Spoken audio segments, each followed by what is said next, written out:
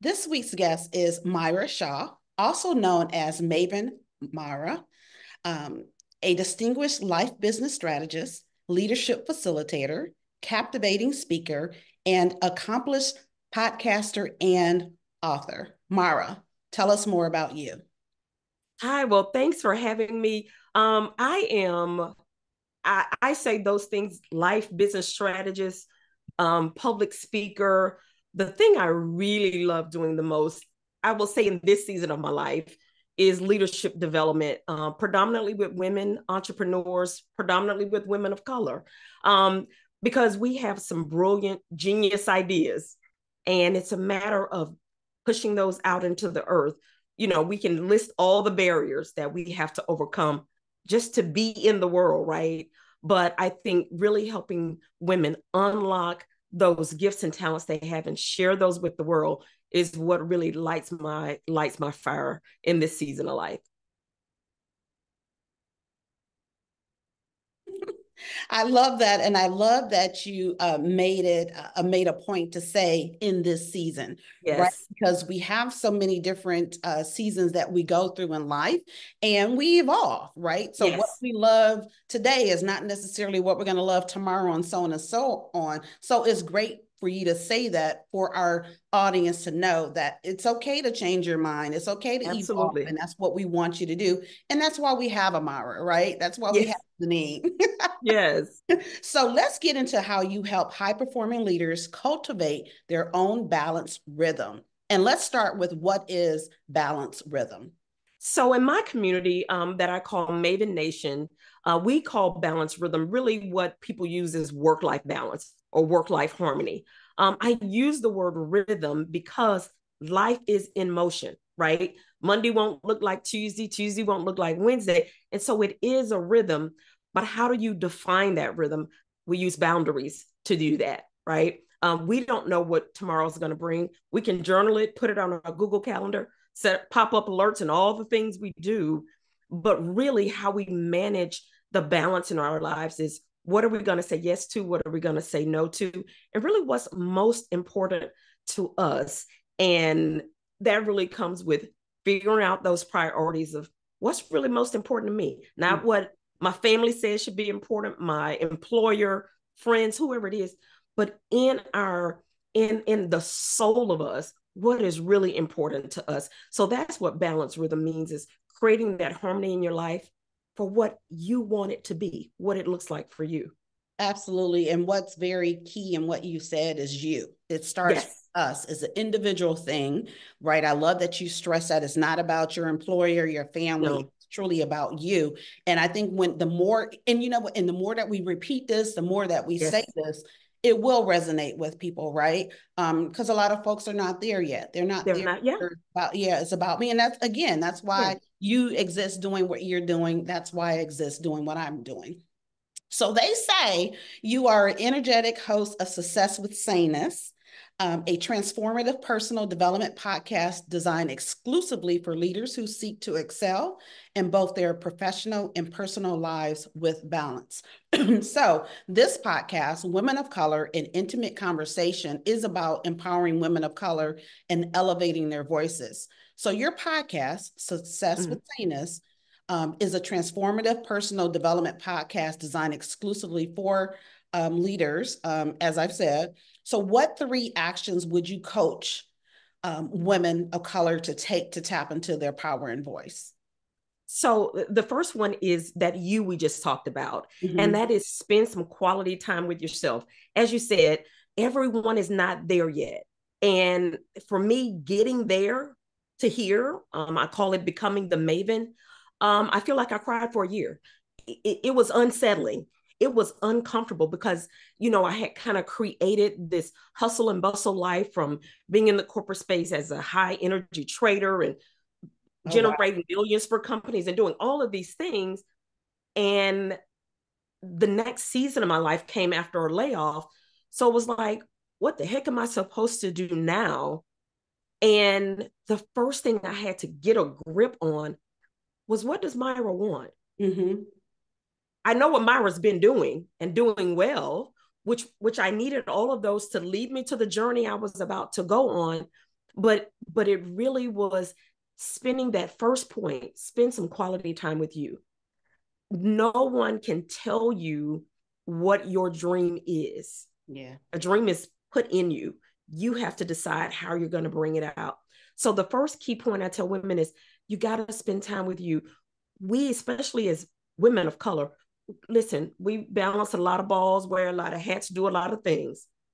But until you can carve out that time to just say, not what my children need, not my spouse, my partner, my parents, my whomever, me, what do I want? And that was a really uncomfortable season for me. Like I said, I told my godmother I felt like my tear ducts were broken for a year because Oh, it was this battle of trying to get still, be quiet, to hear it, yet I wanted to be doing. I wanted to yeah. be, I'm an executor. So it's like I found value in doing stuff. And if I'm not doing anything, how in the heck can I be valued? Right. That was a whole new mindset I had to create. So that first one is spend quality time with yourself to hear what your heart's telling you to do. The second one is write down those goals and dreams, no matter how seemingly unattainable they are in that moment. There are some dreams I wrote down back then, that's been 9 years ago, that have just come to life 7 years, 8 years later. So it doesn't mean because you write something down, you know, the God I believe in is going to swoop down and say, okay, check mark, here you go. I can assure you it's probably not going to happen that way. But just still writing them down. The third thing is get an accountability partner, coach, advisor, mentor, whatever you want to call it. And one of the first things is go over those goals with that person. I can assure you the things you wrote down are much smaller than they need to be. Mm-hmm. Because when it's just us thinking about just our power, not our network, not the people we're going to connect to, not the faith we have, we write it small. We're like, well, I can do this piece. Like I can make this happen. But when you start to connect with people that are there to expand you and stretch you in a safe way, Yeah. you will realize that I say the dream you wrote as a size of a bowl is really supposed to be the size of a table. Mm-hmm. And you won't see that on your own. That's the power of connection. So those three things, spend some quality time with yourself, write down those goals and dreams, and then connect with the coach, mentor, advisor, whatever you want to call it, that's really going to help um, partner with you to bring those things to life. Because as I talk about seasons, the way you maybe wrote the goal today, oh, as you evolve, that goal is going to evolve. That Absolutely. dream is going to evolve. So it's going to get scary. I wish I had something cuter to say, but it's going to be uncomfortable. And that's when you know. That's when you know you're on to something, because if it's all comfortable and safe and you can do it just by yourself, sis, I promise you, you are not in the right space. You are not doing it correctly. If you can do it with everything you want to do with ease, Right. no pushing, no pulling, no rethinking, no doing a roundabout, doubting your faith, making failures. All of those things are required for us to get through each season of life to keep going to the next place. Yeah, and so we're going to talk a little bit more about dreams in a little bit, but I want to kind of sit with what you're saying right now. So actually three different people, right? Uh-huh. And I want to, tell our audience to stretch who you have as your accountability partner, your coach, etc., Mm-hmm. right? And think about Yeah. people who are like, yeah, you know what? You should, have you ever considered this? Or, did you Mm-hmm. this thing about yourself? And there's like Yeah. two people that do that for me and just on the humble, right? Yeah. It's a friend who is constantly like, girl, I need you as my mirror. Like I need you at home Right. all the time. Like, Right. because you feed into me, you pour Uh-huh. into me, like you are able to recognize and see things about me that I don't. And it's I had coined this term a couple years ago, but I call it catch up to the vision. Ah, It's catch up to the vision. And so there's people who see things about you. They see around that corner that you don't yeah. see quite yet. And so it's up to you to catch up to that vision. And so Yeah. my friend Tony Jones, she's that person for me. And then believe it or not, another woman who I was on her podcast. Okay. She has a space on LinkedIn. I think it's Dear Business Coaches, Elizabeth Walker. Um, Okay.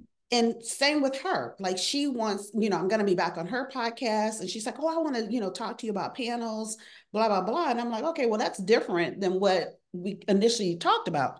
Right. She went on to say, well, it's a skill to be able to create panels and moderate and pull the people Mm-hmm. together. And I want you to talk about that. And so, again, she's seeing something that I just do naturally, right? Right. Another thing, like, so she's seeing what I do naturally. My friend Tony sees what I do naturally that I don't necessarily look at as anything other than that's just what As I a skill set. do. Right. Right.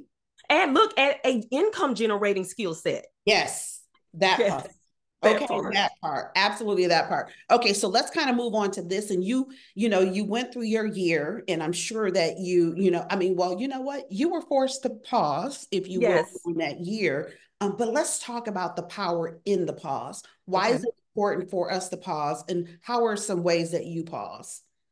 So I looking back on me getting laid off at the end of 2014 from Chevron, my journey had to happen that way. Mm-hmm, I mm-hmm, had to get laid off mm-hmm. because I would have made it comfortable. I would have Yeah. stayed in my full-time role as a trader, bored to tears at that point in my career, but the money, the benefits, all the things, right? All the things. Comfort.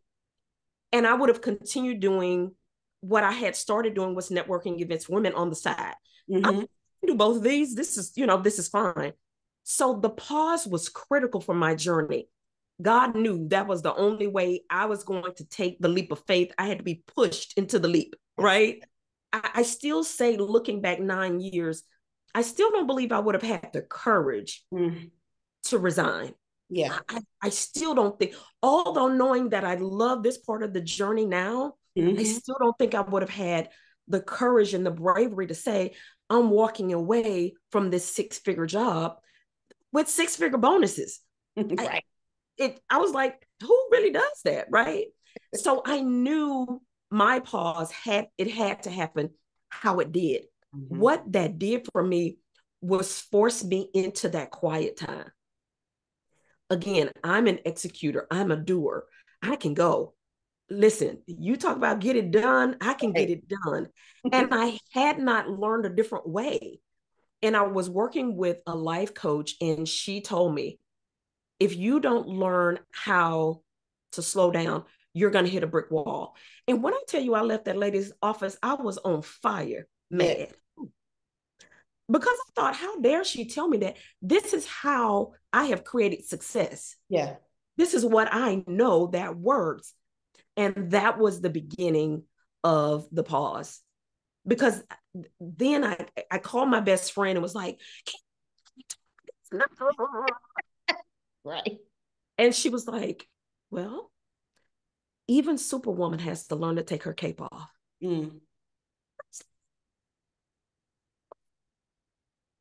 And literally in those moments, like you're mad about something, but you're like, there might be on to something Right. here. And the pause caused me to really just sit with it. All I could do for the first several months was just sit Mm-hmm. and just literally, I would just sit quietly and tears would just come down my eyes. You I need. didn't say a prayer. I didn't ask God for anything. All I could do was sit because I just needed to try to hear Mm. what what am I supposed to be doing right now? What Mm-hmm. am I supposed to do? Because again, I had been in corporate for 27 years, Mm-hmm. a high performer. Mm-hmm. So the layoff, I was like, Like whoa. who did? I think you got the wrong inbox. And Right. even through that, I had 9 months to get ready to be laid off. And I Mm. went from grief, I went from being pissed off to grief to absolute belief that that's what I was supposed to be doing. And so the pause really was so instrumental in me being able to show up today doing the things I do. Because if it had not been for that pause season, Yeah. I would still just be go, You go, would have go. hit that brick wall, like your friend I would said. have eventually hit the Boom. wall. Yeah. And I tell women, especially Black women, all the time, Mhm. we can learn a new way. We do not have to wait until our health or Yeah. some tragic thing happens for us to slow ourselves down and understand that we can have the dreams and goals we desire with grace for ourselves, Absolutely. for ourselves. And it doesn't require that we have to do all, be all every day for everybody. Listen, the people are going to be all right while you They're gonna pause. be all right. They're going They to be need all to right. figure it out for themselves Absolutely. anyway, Yeah. right? Yeah. Yeah. They definitely need to. So I love that during your pause that you that release, Yeah. right? Let that because that crying is cleansing.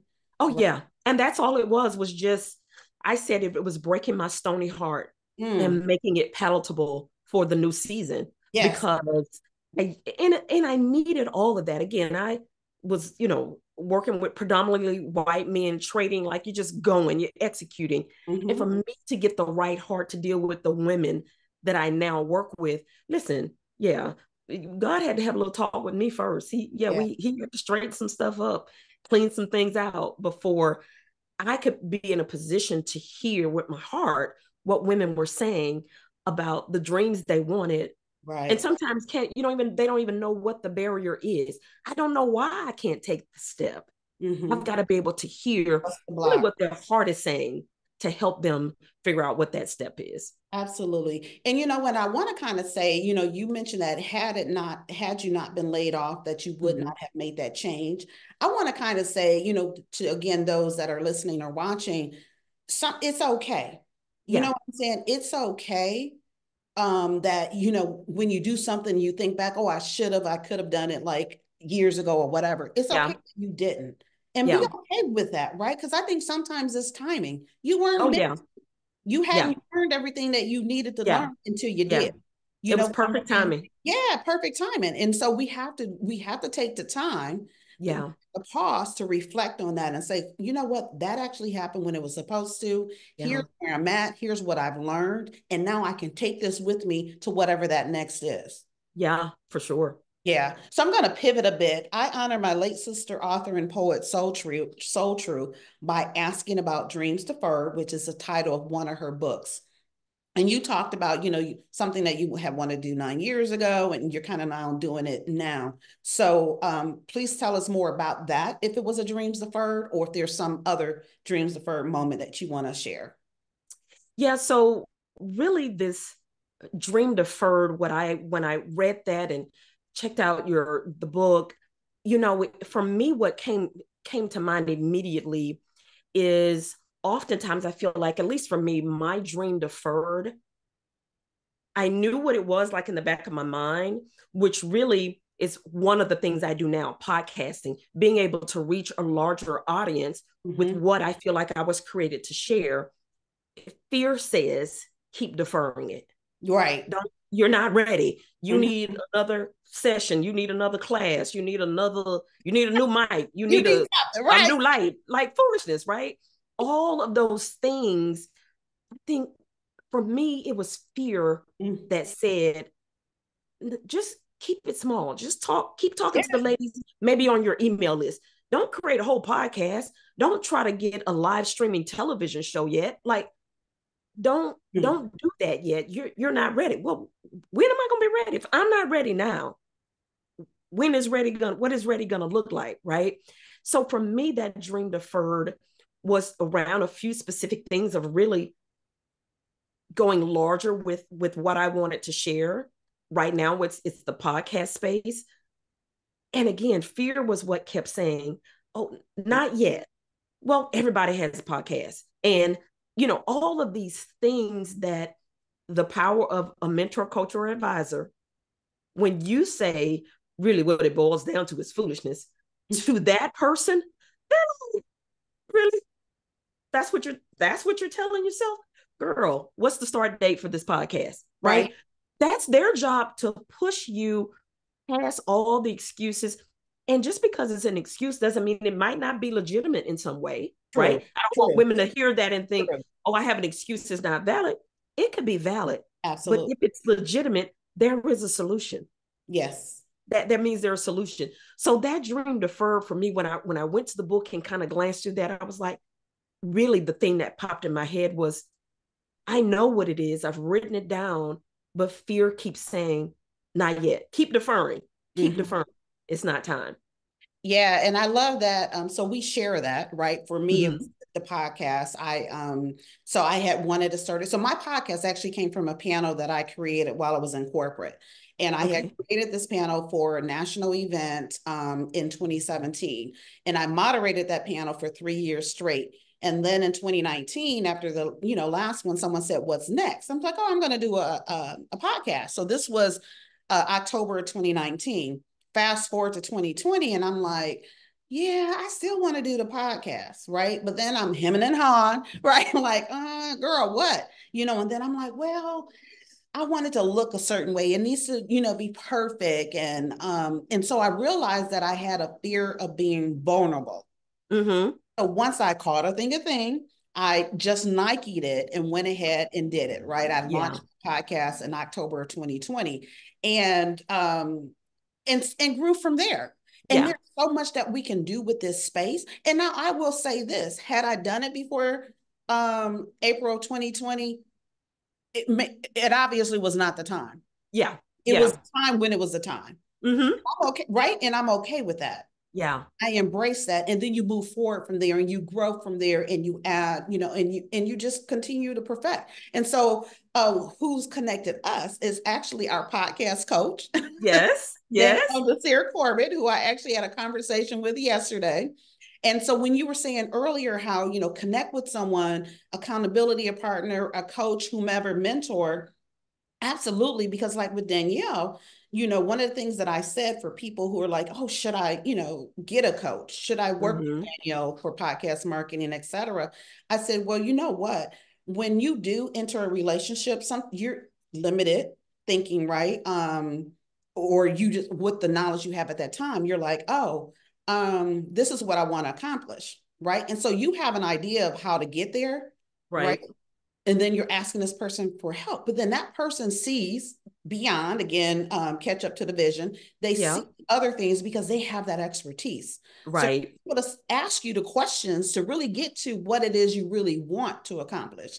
So again, Right. I walked in thinking, oh, I want to do this one thing, Yeah. and then throughout the relationship it expanded and it actually turned into something else. So that's Yeah. the beauty and value of connecting with another person, whether it's just someone who you trust and they're your mentor, what accountability partner, or someone that you actually hire as a coach. Right. We also talked about dreams, right? And so I was smiling earlier because you were like, yeah, dream it and then decide, which is that those are two of my 3+Ds for my dream lifestyle coaching. So it's the dream, right? And like Yes. just dream, just think it, whatever, see it, envision it, admire it in another person. Then decide what it is you want that life to be, design it, and then drive towards making it happen. So, Mm-hmm. um, what is a dream lifestyle to you? How do you define it? And then how are you living a dream life? So for me, I would say that again, it starts with that quiet time of me figuring out what do I want it to be? What do I want it to look like? The balance rhythm lifestyle that I speak about and coach about and talk about is an individual thing. It's unique to you because Deneen's dream won't look like mine. Mine won't look like Danielle's, right? You have to figure out what do you want your dream to be? What do you think your thing is? And then spending that time to really say, this is how I want it to be, right? This is how I want to show up. And the the work becomes, how do you bring that thing to life day in and day out? And how do you stay flexible on the journey so that as you evolve, you're not beating yourself up about making an adjustment? I think sometimes we write the thing down and it's like it's in ink. Mm-hmm. This cannot be adjusted. But I've changed my mindset around that as I evolve, my dreams should be evolving also. So as I'm creating this lifestyle, One of the things that I started incorporating in 2023 was I wanted to take a quarterly vacation. Okay. That could be a stay vacation, but it's just a break. Yes. And A I pause. successfully did that, yes, more than 4 times last year. Beautiful. We're at the top of this year, and I'm scheduled to do it more than 4 times this year. I want that to be a part of the dream that I'm living, and I Mm-hmm. have the power and the right to do that. It's Absolutely. my dream, right? So I think one of the most important things for women is to realize you have all of the power to cultivate, create, and design the dream as you want it to be. It doesn't have to be what someone else says it is. It doesn't have to be the latest trend. It's supposed to be what you want it to be, because listen, let me tell you, it's going to take all you have to bring that thing to life. So, how disappointing would that be at the end of your journey? You've done all of this work to bring somebody else's dream to life instead of your own. And it takes bravery, it takes courage, it takes tenacity, it takes faith, however you believe faith to be. It's going to take all of that, because, it's easy for us to write, build a dream, design a dream, all the things around a dream. But if you are not intentional to keep digging, excavating, growing, blooming, um, pulling up weeds, all the things that need to happen for you to keep refreshing yourself and your dream, I think we get to the end of these journeys and realize I did some stuff, but it wasn't the dream that I had. And I don't want anyone that I'm connected to have that disappointment at the end of their journey. I want you to be able to say, I designed it, and I did each day some work toward bringing that to life. Yeah, and that's exactly why I do empower women of color to live a dream lifestyle, Yeah. because of that, right? Yeah.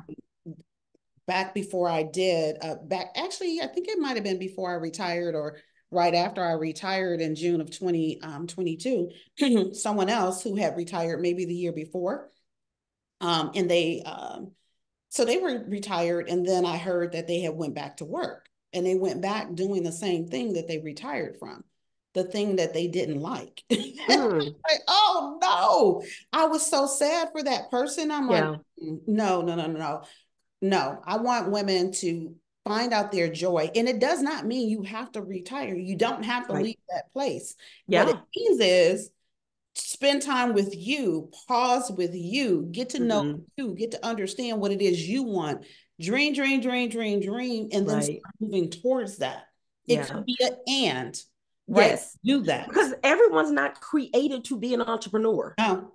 We still need amazing people in the corporate space, in the nonprofit space, in the community space, but you still have a dream attached to Mm-hmm. wherever you're supposed to be showing up in the world. Wherever that is, you still have a dream attached to that.